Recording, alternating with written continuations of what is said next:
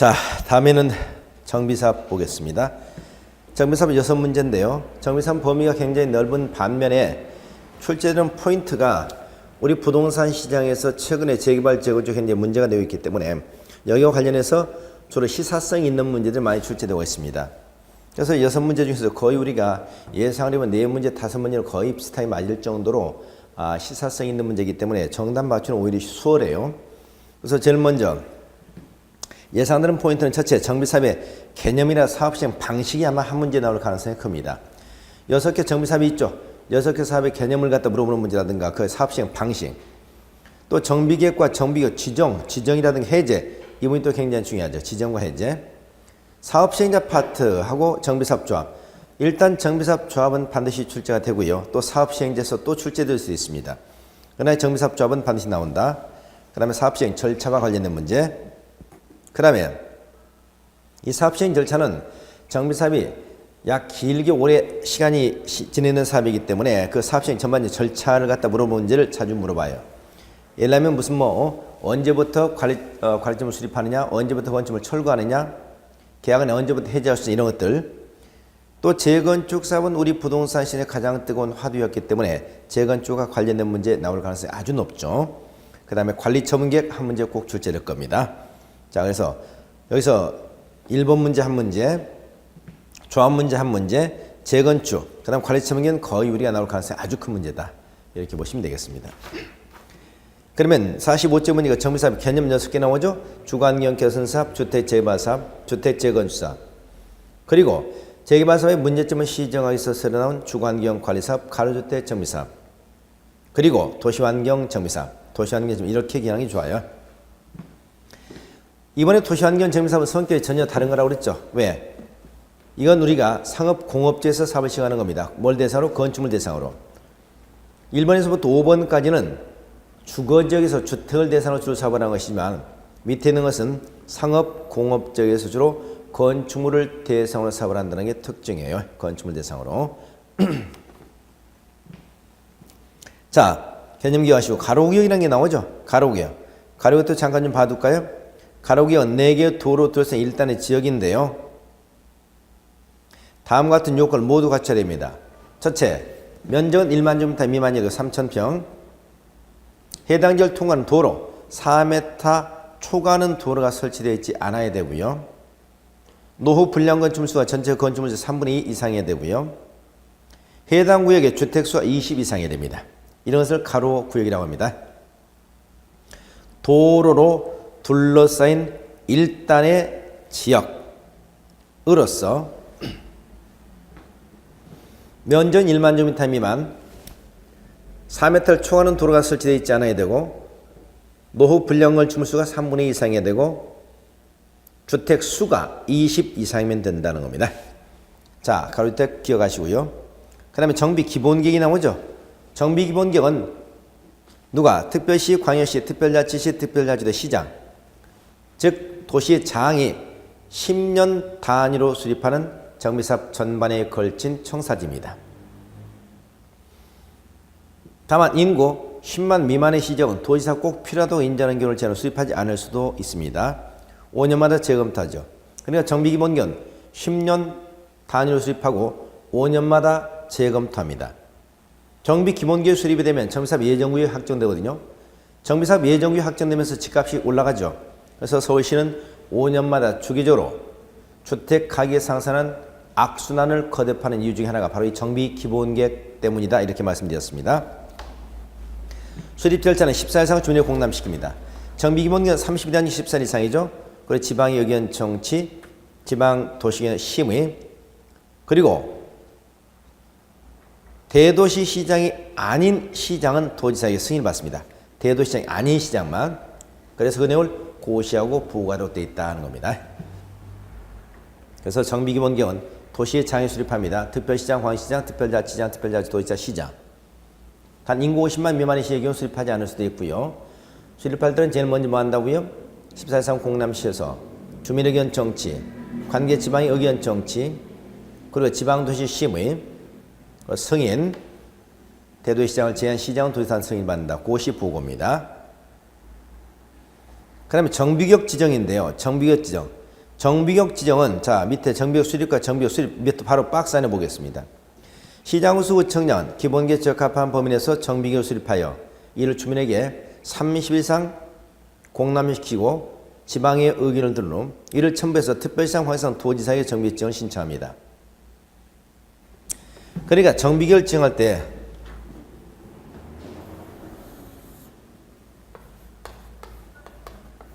정비구역이잖아요. 정비격은 먼저 누가? 시장, 군수가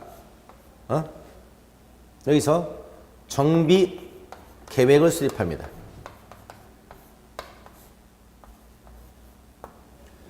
그러면 시장 군수면 이걸 그냥 아예 나눠버리죠. 여기서 누가? 시장, 군수, 구청장, 또 대도시시장,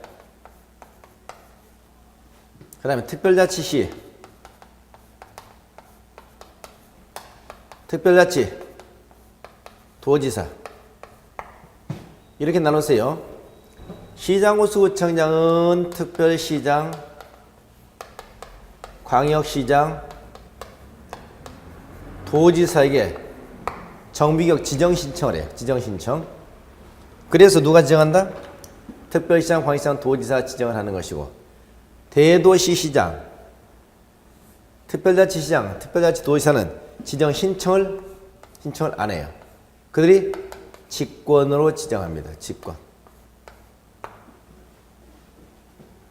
그래서 정비는 누가 지정하느냐? 결론적으로 시, 도지사, 대도시시장이 지정합니다.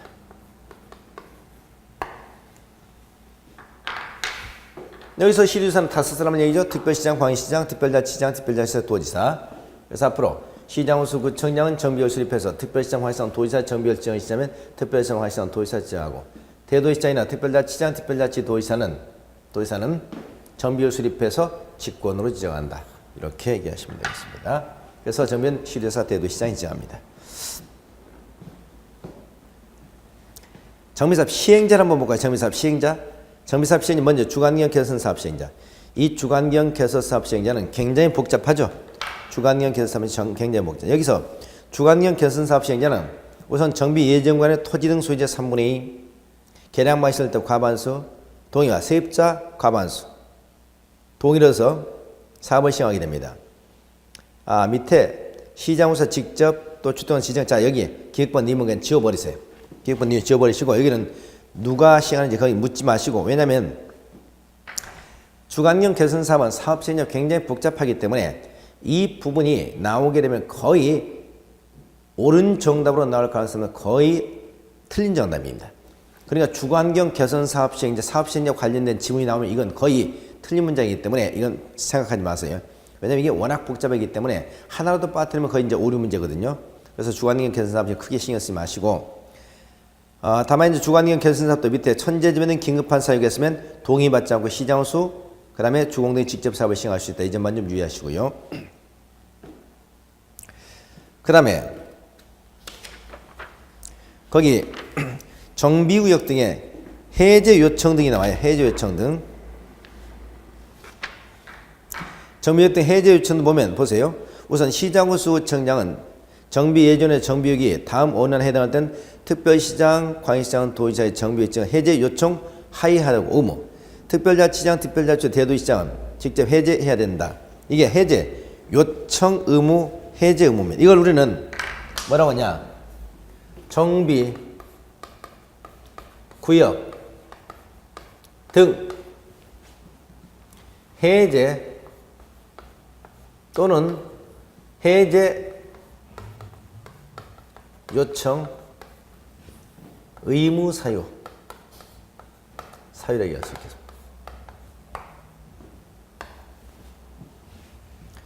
정비구역 등을 직접 해제하거나 해제 요청해야 될 의무, 사유를 말한 겁니다.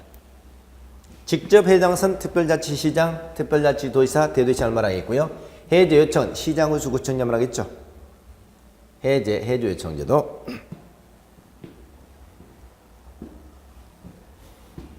자, 넘겨봅니다. 1번. 자, 거기 이제 재개발 재건축사업만 나와 있는데, 재개발 재건축사업은 223원칙, 33원칙이라는 나왔죠? 223원칙, 33원칙. 재개발 재건축사업은 223원칙은 뭐냐? 추진료가 있는 경우, 추진료가 없는 경우가 있습니다.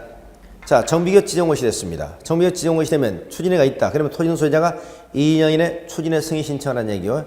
추진료 승인이 때 떨어졌다. 추진료는 2년에 조합세 인가 신청해야 되고, 조합세 인가 때는 3년에 사업세 인가 신청하라는 얘기입니다.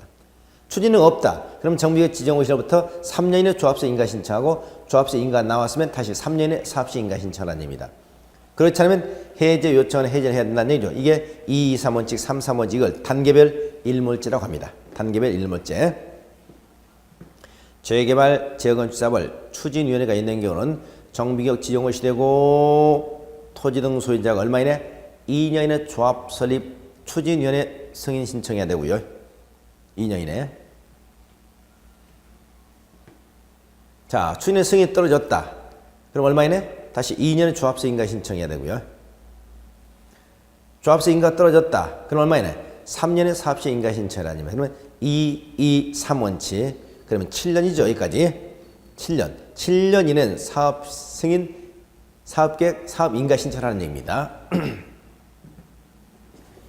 다음에 추진료가 없으면 33이죠. 정비계획 지정고시 1년부터 3년 이내 조합 설립 인가 신청하고 조합세 인가가 떨어졌으면 3년 사업세 인가 신청. 그러니까 재개발사업에 재건축사업을 조합이 시행한다. 그러면 정비계획 지정고시 되면 2년 이내 추진의 설립 승인이 떨어진다. 승인이 떨어지면 2년에 조합세 인가가 떨어진다. 조합세 인가가 떨어지면 3년에 사업세 인가가 떨어진다. 이렇게 보시면 되겠죠. 2, 2, 3, 7년. 자, 밑에는 아주 보지 마시기 바랍니다. 그래서 나머지는 밑에는 일단 보지 마시고요. 이거 재개발 재건축 요것만 좀 유의하시기 바랍니다.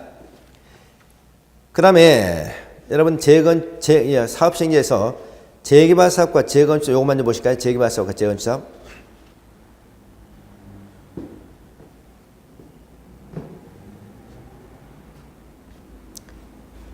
47쪽에 2번 주택 재개발 사업과 재건축 사업 이 사업시행 요것만 좀 봐주시죠.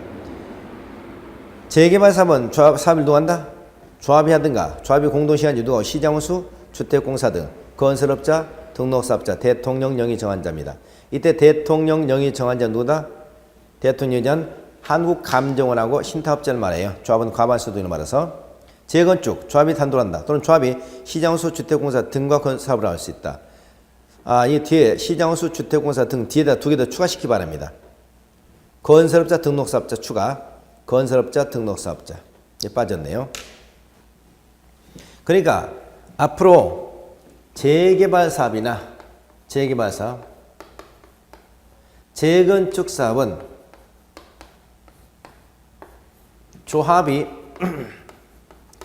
단독으로 사업을 시행할 수 있고 또는 조합이 공동으로 사업을 시행할 수 있는데 누가고? 시장군수, 주공 등 건설업자, 등록사업자,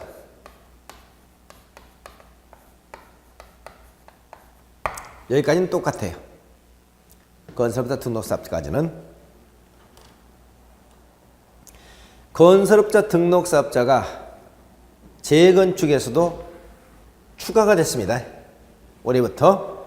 작년까지만 해도 건설업자, 등록사업자는 재개발은 가능했지만 재건축 안 됐었잖아요. 근데 올해부터 재건축도 추가됐다는 걸 기억하세요. 단 조합은 별도로 여기에 뭐가 있느냐. 자, 재개발은 여기에 대통령 영위 정한자, 대통령 영위 정한자이죠. 대통령은 신탁업자하고 한국감정원 두 가지 있잖아요. 신탁업자, 감정원. 이건 재개발만 가능해요. 재개발만. 자, 그래서 앞으로 재개발 사업은 조합이 단독하든가 공동하는데 시장원수, 주공 등 건설업자, 등록사, 대통령 영위 정한자까지 들어가고 재건축 뭐가 빠진다? 대통령 영위 정한 요것만 빠진다는 거 기억하세요. 요거. 자, 주관경 관리사업. 4번 주관경 관리사업은 시장원수 사업을 하되 주택공사 등을 시행하게 할 수 있죠. 어떤 경우? 시장원수 지정하게 되면. 그러니까 주관경 관리사업은 원칙적으로 시장군수가 하는데 주택공사들이 사업을 하려면 시장군수가 지정을 해줘야 됩니다. 6번 보세요. 도시환경영임사. 도시환경영임은 조합이 단독하든가 토지 소유자가 단독할 수 있죠. 또 조합이나 토지 등 소유자가 공동으로 사업을 시행할 수 있습니다. 여기서 중요한 것은 토지 등 소유자죠. 토지 등 소유자가 조합을 설립하지 않고 단독으로 사업을 시행할 수도 있다는 점 이거 유의하시기 바랍니다. 자, 넘어가겠습니다.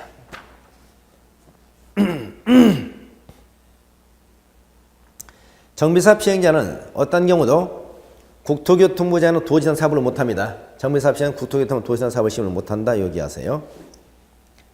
그 다음에 안전진단 나오죠. 안전진단. 6번에 재건축 안전진단인데 안전진단의 실시권자 누구다? 시장군수. 대상은 단지 내 건축물입니다. 단지 내 건축물. 저는 단지 내 공동주택으로 되어 있을 거예요. 지금 단지 내 건축물로 확대됐습니다. 물론 단지 내 건축물이라도 반드시 하는 건 아니죠. 단지 내 건축물이라 하더라도 안전을 실시하지 않는 경우도 있습니다. 안전진단의 목적은 정비계획 수립 여부라든가 정비계획 그 다음에 재건사업 시행 여부를 결정하기 위해서죠. 정비계획 수립할 것이냐 여부 그 다음에 재건사업 시행 여부를 결정하기 위한 것이다. 시기는 정비계획 수립 시기가 도래한 때 또는 토지 소유자가 요청한 때입니다. 정비계획 수립비가 도래했을 때 직권이고요. 토지 소유자 요청에서 요청이죠. 그 다음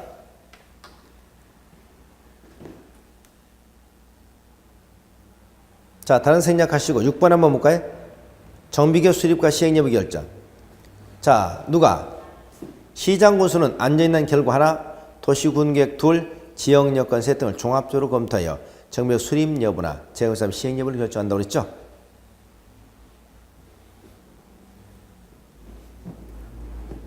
그러니까 시장군수가 최종 결정을 하는데 시장군수는 안전진단 결과 하나만 가지고 판단하는 게 아니고 안전진단 결과 도시군계획 지역 여건을 종합적으로 검토한다. 그래서 정비계획 수립이나 재건사업 시행 여부를 결정합니다. 여기서 시장군수가 결정을 했어요. 시장군수가 결정을 했습니다.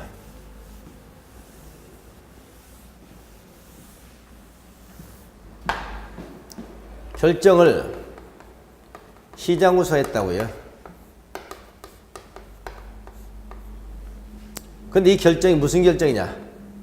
적극적 결정이야. 하겠다는. 그러면 시장군수는 어떻게 되나 보세요. 시장군수 중에서 특별, 자치, 시장,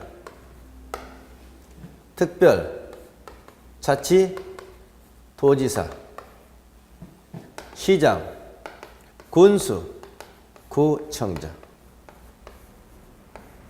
여기 나눴어요. 시장군수 구청장은 그 결과를 누구한테? 특별시장, 광역시장, 도지사에게 제출해 줍니다.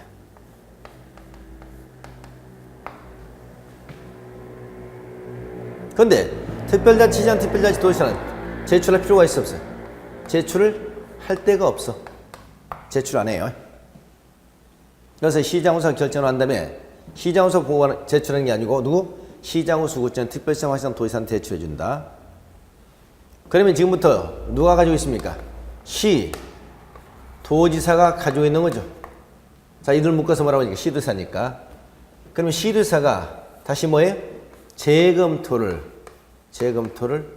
의뢰합니다. 전문기관에 그 결과에 대해서. 그래서 재검토 결과 다시 또 특별시장, 광역시장, 도시장 거꾸로 누구에게? 시장군수 구청에 필요한 조치를 요청할 수 있어요. 야, 그 결정 취소해달라 요청할 수 있다고요. 그러면 요청을 받은 시장군수구청은 정당한 사유가 없으면 위에 응해야 됩니다. 그러나 여기 특별자치시장, 특별자치도시는 자기가 가지고 있죠. 자기가 필요하면 자기가 직접 그런 조치를 취하면 된다 이 말이에요. 이걸 잘 이해하셔야 돼요. 자, 시장군수가 결정을 했다. 무슨 결정? 적극적 결정. 이 중에서 누구는 시장군수구청장은 특별시장, 광역시장, 도지사에게 그 내용을 제출해 준다. 그러나 이들은 제출하지 않는다. 그럼 지금부터 누가 가지고 있다? 시도에서 가지고 있다. 시도에서는 다시 재검토 의뢰한다. 재검토 의뢰 결과에 따라서 필요하신 분 다시 누구에게? 시장군수구청장에게 필요한 조치를 요청할 수 있다. 요청을 받은 시장군수구청장은 이에 응해야 된다. 단 특별자치장, 특별자치는 자기가 직접 할 수 있다.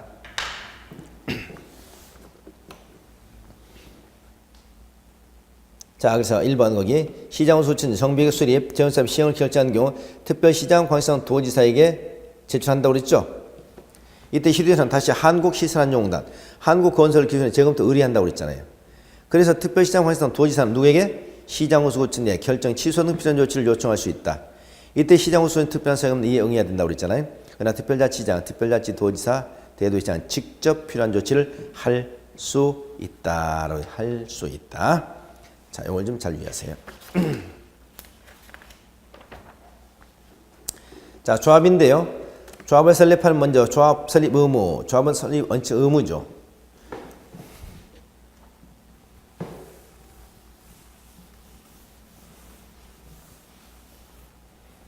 자, 정비사업 조합은 말이죠.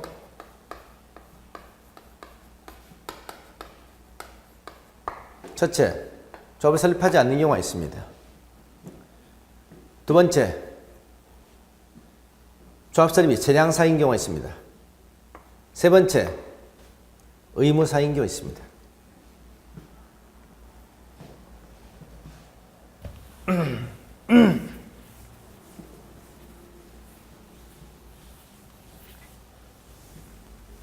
첫째, 조합을 설립하지 않는 사업 무슨 사업? 추구환경, 개선사업과 추구환경, 관리사업입니다. 추구환경, 개선사업, 추구관리사업은 조합을 설립하지 않아요. 재량상, 도시환경 정비사업이죠. 도시환경 정비사업. 그 다음에 의무상, 재개발, 재건축, 가로주택 정비, 이 세 개 사업은 의무사입니다. 결국 조합은 여기까지만 조합이 있을 수 있는 거죠. 그래서 조합은 총 4개 쓸 수 있습니다. 재개발 정비사업조합, 재건축 정비사업조합, 가로주택 정비사업조합, 도시환경 정비사업조합, 재개발, 재건축, 가로주택 정비, 도시환경 정비사업조합. 추진위원회에 나오죠. 추진회 위원장을 포함해서 5인 이상이 돈소유자 과반수의 동의를 받아서 설립할 수 있는데 시장으로서 승인받아야 됩니다. 단 3번 가로주택 정비사업 추진을 구성하지 않죠. 공공관리자 제도가 시행되는 경우 구성하지 않을 수 있다. 않을 수 있다. 추진에서 가장 중요한 업무가 정비사업 전문관리업자를 경제입찰 방법으로 선정하는 겁니다. 경제입찰 방법. 자, 조합선 인가 이 동의서 잘 기억해야 되죠. 자, 먼저 재개발과 도시환경 정비사업 두 가지. 재개발과 도시환경 정비사업의 동의 조건이 똑같아요. 여기는 토지종소에서 4분의 3 이상 및 토지 면적 얼마 2분의 이상의 토지소 동의, 정관 시장으로서 인가입니다. 재건축, 주택단지로 공내 각 동에 구분 소유자, 여기 수정이 안 됐네요. 구분 소유 3분의 이상 및 토지 면적 2분의 이상인데 여기 수정하시기 바랍니다. 구분 소유자의 과반수 동입니다. 과반수. 구분소의 과반수. 그 다음 과반수 하나만요. 주택단지는 전체 구분소유자 및 면적의 4분의 3 이상의 동입니다. 그래서 세 가지 동의만 받으면 됩니다. 그러니까 전에는 구분소유자의 3분의 2 토지 면적 2분의 1 이렇게 되어 있었는데 지금은 개정된 것이 구분소유자의 과반수의 동의. 구분소유자의 과반수 동의. 뒤는 더 필요 없어요. 그리고 주택단지 안에 전체 구분소유자 및 토지면적 얼마 4분의 3의 동의. 이렇게 개정이 됐어요. 주택단지 안에 공동주택 각 동 구분소유자의 과반수 동의와 구분소유의 동의와 과반수 동의와 전체 구분소유자 및 토지면적의 4분의 3의 3의 동의 이렇게 수정하시기 바랍니다. 자, 이렇게 해서 바뀌었고요. 가로주택 정비사업 보시면 토지 소유자 10분의 8이죠. 토지 면적 얼마 3분의 2. 토지 등 소유자 10분의 8 이상, 토지 면적 3분의 2 이상입니다. 자, 이렇게 해서 조합 동의 요건 바뀐 거 좀 잘 유의하시고요. 조합의 법인격, 개발법과 똑같죠. 인가받아야 되고 30일 이내 등기해야 됩니다. 법인격은 법적 성격은 법인이죠. 공법상 비영리 사단법인. 명칭은 정비사업 조합이라는 명칭을 쓰도록 되어 있습니다. 넘어갑니다. 조합원은 누가 되느냐? 조합원은 여기서 한마디로 얘기하면 토지 등 소유자죠. 토지 등 소유자.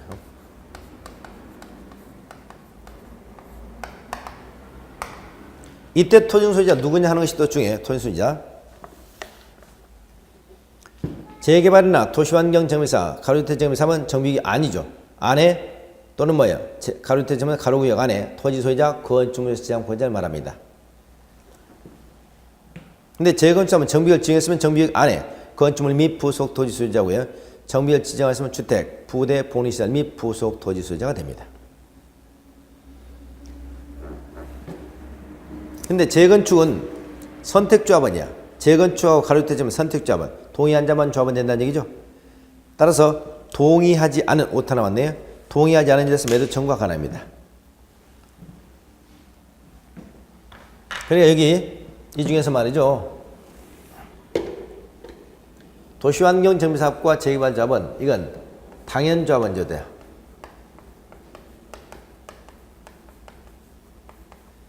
이거 뭐냐? 선택조합원제도라고.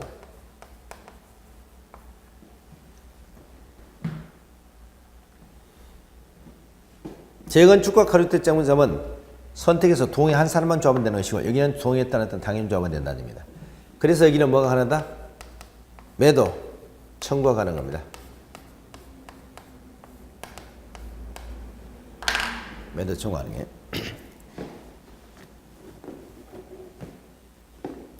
조합원이 지닌 양도가 가능하죠. 다만 재건축사업은 투기과열률에서 양도가 안 됩니다. 만약 재건축사업을 투기과열률에서 조합사 인가 이후에 양도하게 되면 양수인은 조합원의 자격을 인정해 주는 게 아니고 현금 청산하게 됩니다. 그리고 양도인과 양수인은 함께 3년 이하의 징역 3천만 원의 벌금에 처하게 되죠. 그 다음 토지나 건축물 소유권과 지장구 수인의 공유. 토지나 건축물 소유권과 지장구 수인의 공유에 속할 때는 수인을 대표하는 1인을 조합으로 본다. 기억하세요. 수인을 대표하는 1인.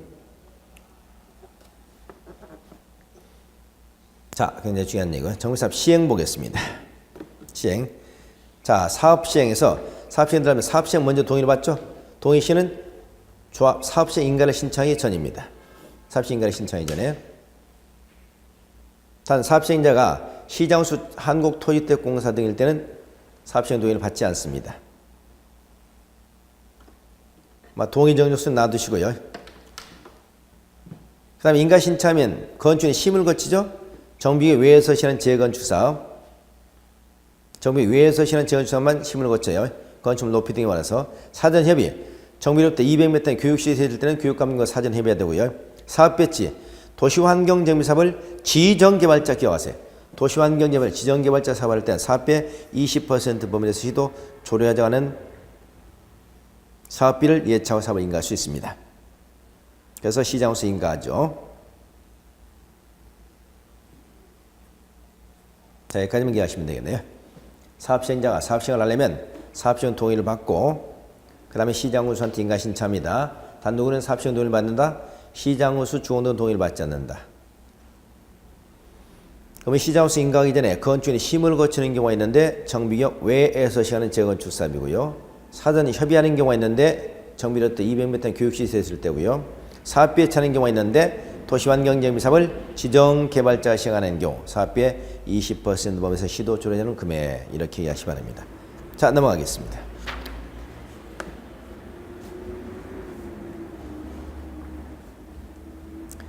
시공자 선정식이 나오죠. 시공자 선정. 시공자는 조합일 때는 조합설이 인가 후고요. 어떻게? 조합총에서 경쟁입찰 방법으로 단 조합원 수가 100인 이하일 때는 정관으로 조합총에서 정관합니다. 그러니까 조합이 시공제를 선정할 땐 조합 설립 인가 후입니다. 조합 설립 인가 후. 누구를? 건설업자, 등록사업자. 무슨 방법으로? 원칙은 경쟁입찰이에요. 다만 조합원 수가 100인 이하일 때는 조합총에서 정관을 정하는 방법에 따라 산다. 그 다음 토지등 소유자. 도시환경정비사업을 토지등 소유자가 할 때 토지등 소유자 이때는 사업시행 인가를 받는 거죠. 3번 시정수 주택공사할 때 사업시행자 지정고시후입니다. 지정고시후. 조합일 때는 조합설립 인가 후. 토지 등 소유일 때는 사업시행 인가 후. 시장호수 주공될 때 사업시행자 지정고시 후 이렇게 기억하세요. 자, 그 다음에 9번 정비사업을 위한 조치 가겠습니다. 정비사업을 위한 조치 등에서 먼저 임시 수용시설의 설치 의무 나오죠. 일시사용. 자, 무슨 사업? 주거 환경 개선 사업, 주택 재개발 사업. 주거 환경 개선 사업과 주택 재개발 사업은 사업으로 철거된 주택 소유자나 세입자를 위해서 임시 수용이나 임시 수용에 상하는 조치를 취할 의무가 있다는 겁니다. 무슨 사업만? 주거 환경 개선 사업과 주택 재개발 사업만. 이때 일시 사용을 위해서 국가나 지방자치단체 개인의 시세나 토지를 일시 사용할 수 있는데 이때 국공유는 무상으로 사용한다는 거. 재건축 사업 등 용적률 완화 나오죠. 용적률 완화. 이건 법정 상한선까지 용적률을 올려주는 것인데 무슨 사업과 무슨 사업? 1번 과밀 억제권에서 시행하는 재건축 사업 재개발 사업. 2번 시도 조례로 정하는 지역에서 시행하는 재건축 사업 재개발 사업입니다. 그러니까 용적률을 올려주는데 무슨 사업과 무슨 사업? 재건축 사업과 재개발 사업이고요. 어디 시행하는 경우? 첫째, 과밀 억제권이요. 두 번째, 시도 조례가 정한 적입니다. 그럼 이들은 위에 정비 계획 밑줄 정비 기호를 전 용적률을 적용하지 않고 국토개법에 의한 법적 상한 용적률까지 건축이 안 한다는 얘기죠. 정비 계획이 정한 용적률을 적용하지 않고 국토계획법이 정하고 있는 법적 상한선까지 용적률을 높여줄 수 있다는 겁니다. 그리고 소형주택 건설 의무, 소형주택 건설 의무. 자, 어디에서? 그 정비계획으로 정해진 용적률에서, 법적 상한 용적률에서 정비계획으로 정한 용적률 뺀 용적률. 법적 상한 용적률에서 정비계획으로 정한 용적률 뺀 용적률이 이게 완화된 용적률입니다. 완화되는 용적률에 조례가 가진 일정 비율, 시도 조례죠? 시도 조례는 일정 비율에 해당하는 면적에 주거지 면적 60제곱미터의 소형주택을 건설하는 얘기죠. 소형주택. 그러면 소형주택을 누가 인수한다? 국토교통부 장관, 시도회사, 시장호수, 주택공사 등이 인수합니다. 자, 이때 가격은 표준 건축비, 토지는 인수자에게 기부 체납하는 것으로 보죠. 그래서 그 주택을 어디 사용한다? 임대주택이나 전세주택으로 활용하도록 하겠다 하는 거죠. 자, 이게 재건축 사업 등 용적률 완화와 소형주택 건설 의무입니다. 재건축 사업 등 용적률 완화, 소형주택 건설 의무.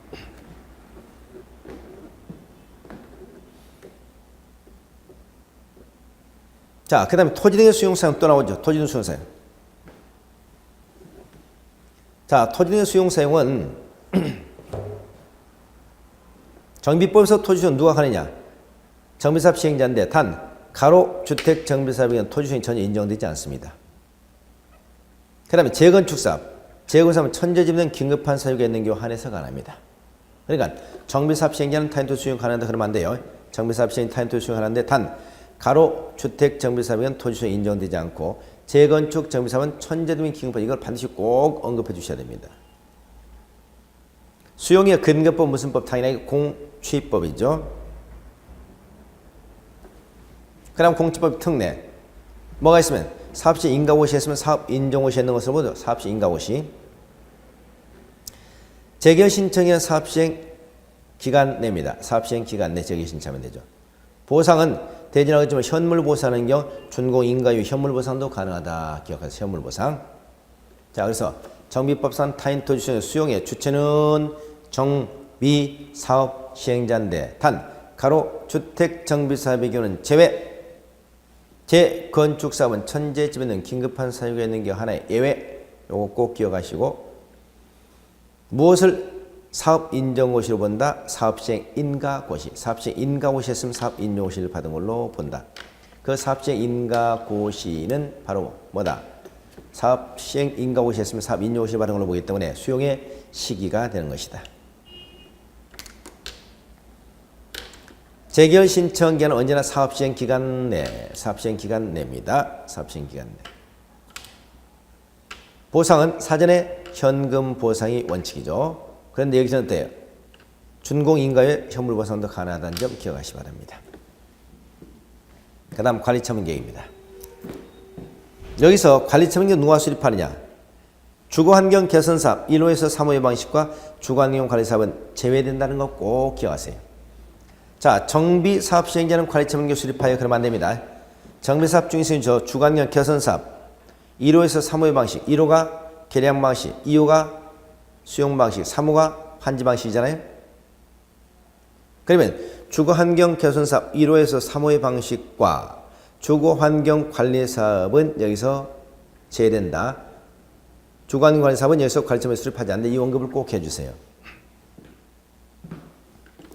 수립 시기는 분양 신청 기한이 만료된 후입니다. 그 다음 분양 신청 통지공고 나와 있죠? 분양 신청 통지공고. 사업시 인가고 시했는 날, 사업시 인가 이후에 시공자를 선정한 경우 시공자 선정 계약을 체결한 또 60일 이내 통지공고합니다. 분양 신청 대지나 건축 토지 등수의자가죠. 언제? 통지한 또 30 이상 60일 이내 기한 시행자 정한 기간, 30 이상 60일 기한 시행자 정한 기간 동안. 분양 신청을 하지 아니한 자에 대한 조치 나오죠. 현금 청산입니다. 분양 신청을 하지 아니한 자, 분양 신청을 처리한 자, 관리처분계에서 분양돼서 제외된 자, 이들에 대한 청산 기한은 관리처분 인가받은 다음 날부터 얼마? 90일 내입니다. 90일 내. 다시 한번.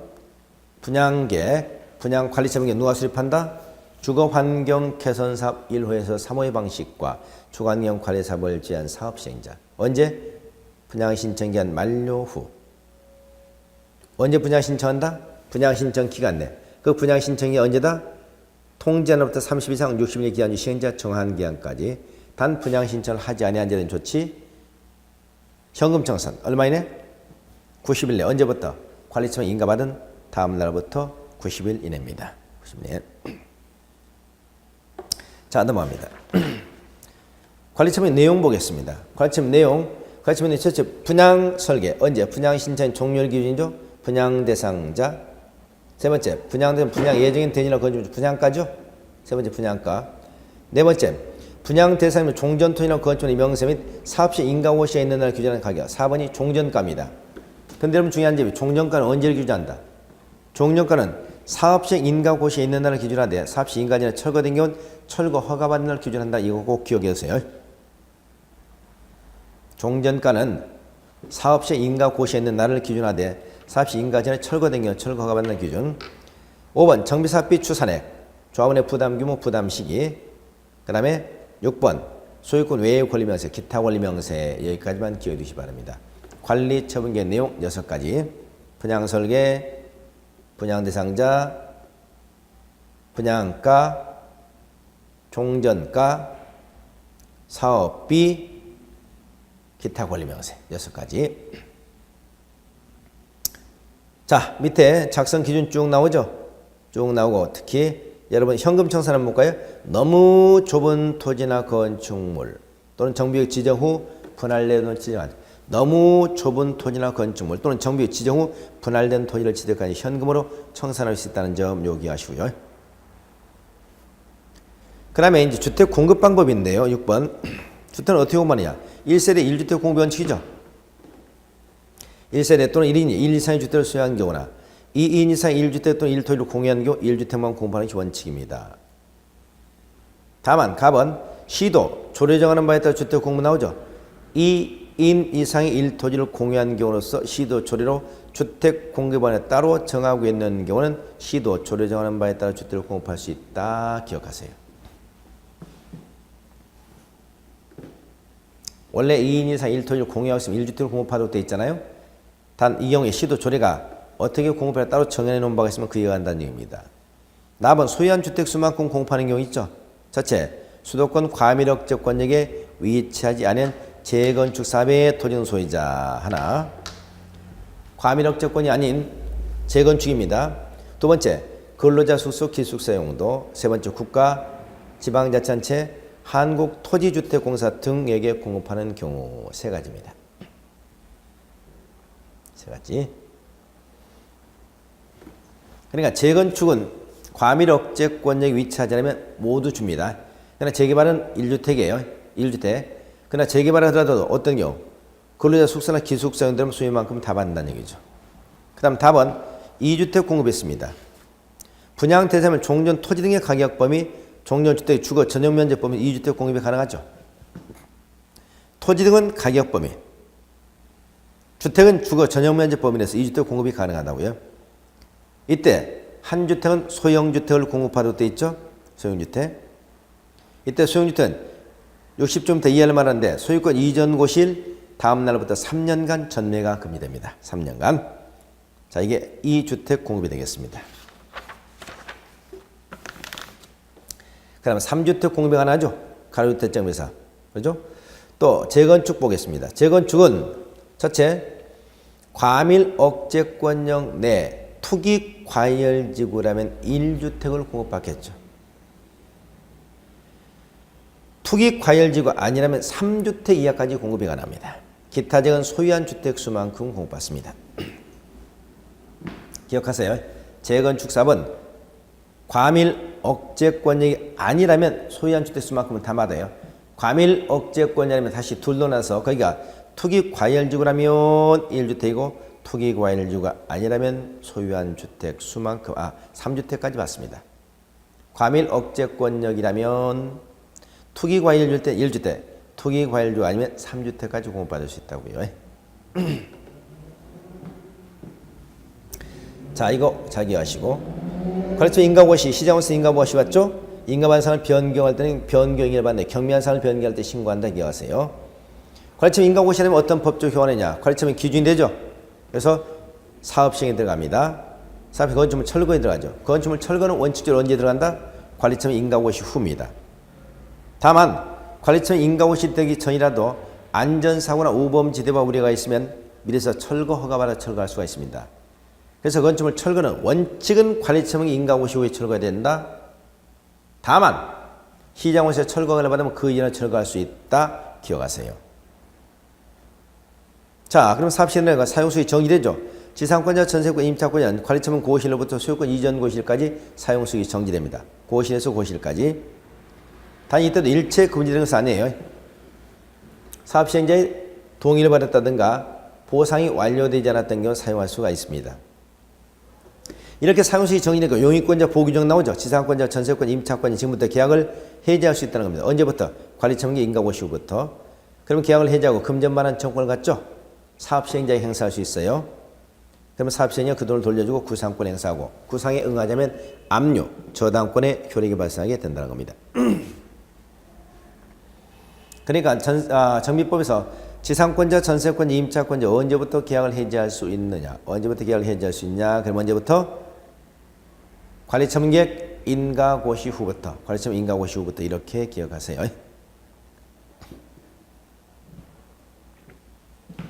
자, 그 다음 공사 완료했다는 조치에서 공사를 뜨는 조치. 사업이 끝나고 소유권 이전하는 거죠. 그래서 쭉 보니까 2번 소유권 이전 고시 나오네. 사업시행 대지 및 건축물 소유권을 이전한 경우 지방지방 공보에다 고시해야 됩니다. 그리고 그걸 보고해야 되죠. 자, 고시를 소유권 이전 고시라고 해요. 소유권 이전 고시, 그리고 시장원서에 보고한다. 자, 그러면 언제 소유권이 확정됩니까? 위에 보실까요? 자, 여기 보니까 공사했던 조치 대지의 소유권 이전 나오는데 시기 사업시행 공사하려고 시 지체 없이 절차 대지 확정 측량 토지 분할 절차가 거친다고 그랬죠. 사업이 끝나면 사업시행자가 대지 확정 측량후 토지 분할 절차를 거쳐서 관리처분계 정한사를 분양받을 적에 통지합니다. 그리고 대지나 건축물의 소유권을 이전해요. 이때 소유권을 이전할 때 이전 사실을 지방자치단 공부에다 고시하고 보고한다고 그랬죠. 이 소유권 이전 고시, 이걸 다시 권리 이전 고시라고 그러는데 소유권 이전 고시, 권리 이전 고시일 다음날 소유권 이전됩니다. 자, 그래서 3번을 보니까 대지나 건축물 권리 확정, 대지나 건축물을 분양받을 자에게 소유권 이전 고시 규정에서 소유권 이전한 경우 종전 토지나 건축물에 존재하는 대항력 있는 권리는 밑에 이전받은 대지나 건축물에 설정된 것으로 본다 이 말이죠. 그래서 정비법에서 모든 사업이 끝나고 권리가 이전되고 확정된 시기는 소유권 이전 고시 후, 소유권 이전 고시 다음날, 권리 이전 고시 다음날 이렇게 기하시면 되겠습니다. 그래서 뒤에 보니까 소유권 이전 고시 후가 소유권 효력 발생 시는 언제다? 소유권 이전 고시를 다음날이라고 그랬죠? 소유권 이전 고시 다음날.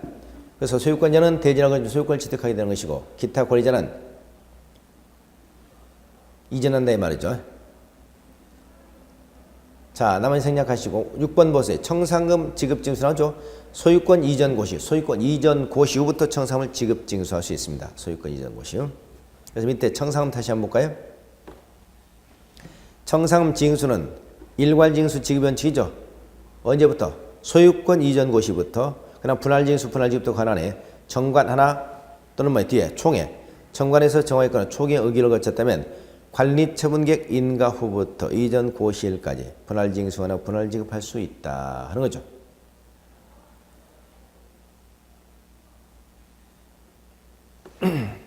자, 정관 등이 정하고 있거나 총회 의결을 거쳤다면 관리처분 인가 후부터 이전 고시일까지 분할징수하나 분할지급할 수 있다. 원래는 일괄징수 지급원칙인데 이런 얘기입니다. 강제징수, 시장우선 사업시행자는 지방세, 체납세 강제징수 가능하겠죠. 행정원칙이기 때문에. 그러나 기타 사업시행 강제징수 못하죠. 그래서 시장우세 강제징수 위탁할 수 있다는 얘기입니다. 그럼 시장우세 강제징수 해주고 위탁수를 4%밖에 있네. 행정원칙 시장우수밖에 없기 때문에. 공탁, 청산 지급을 하자가 받을 수 없거나 거부받으면 공탁할 수 있고 소멸시효는 5년이다 하는 겁니다. 자, 여기까지 해서 정비법을 모두 마무리를 지었고요. 뒤에 농지법이 조금 남은 농지법은 여러분이 참조해서 좀 보시기 바랍니다. 시간이 너무 지체돼서 여기까지 진행하도 농지 보면은 농지는 법은 거의 두 문제가 나와요. 간단하게. 그래서 농지법 출제될 수 있는 파트를 거의 정리해놨는데 첫째, 농지 구분에서 농업진흥적 좀 잘 기억하시고요. 농지 취득 자격증명, 그 다음에 6번 농지 전용, 농지 보전부담금, 농지 전용, 농지 보전부담금. 이게 이제 가장 출제 많이 되고 있죠. 그래서 농지 보전과 농지 전용과 농지 보전부담금, 농지 취득자격증을 잘 보시고 농업진흥적. 그래서 거기 나와 있는 거 농지 개념이라든가 2번 농지 소유의 원칙 넘겨보세요. 농지 소유의 상한, 4번 농지 취득자격증명, 5번 농지 이용구분에서 농업진흥적, 6번 농지 전용. 많지 않죠? 많죠. 농지법은 내용 자체가 그렇게 많지 않기 때문에 농지법 여기 있는 내용은 좀 꼭 좀 정리하세요. 그러면 거의 농지법 두 문제에서 거의 출제될 거예요. 그래서 여기 있는 것을 잘 좀 정리하시고 농지법은 무시하지 마시고 두 문제를 다 맞추는 전략으로 그렇게 가시기 바랍니다. 자, 원래 이틀 분량 가지고 사실 제가 특강을 구성한 것인데 오늘 하루 만에 이런 시간 또 특강을 좀 하다 보니까 굉장히 좀 속도 좀 빠르고 또 굉장히 좀 여러분이 좀 제대로 설명이 되지 않은 것도 좀 죄송한 마음도 있습니다. 그러나 시간상 일단 그렇게 빨리 진행이 됐으니까 여러분 양해를 구하시고요. 나머지 내용은 여러분이 복습하시면서 좀 자세한 내용을 좀 정리하셔서 많은 도움이 되시길 바라겠습니다. 자, 그럼 오늘 강의 여기서 마치도록 하고 그럼 다음에 백선 문제에서 마지막 또 하루 동안의 최종 백선 문제에서 다시 보도록 하겠습니다. 자, 그러면 오늘 수업은 여기서 마무리하겠습니다. 자, 수고하셨습니다.